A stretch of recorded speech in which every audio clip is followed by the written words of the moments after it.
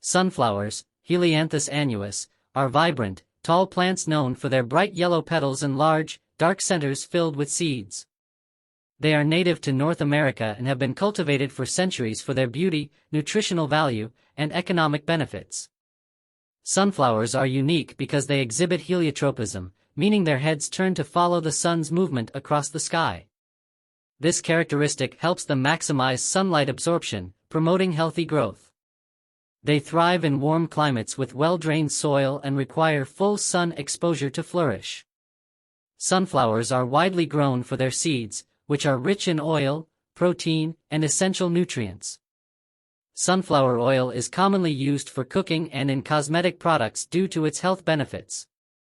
Additionally, sunflower seeds serve as a nutritious snack, often roasted and salted for consumption. These plants also play a crucial role in agriculture and ecology, attracting pollinators such as bees and butterflies while providing food for birds and other wildlife.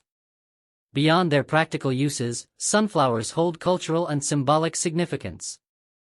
They are often associated with happiness, positivity, and warmth, making them a popular choice in gardens and floral arrangements.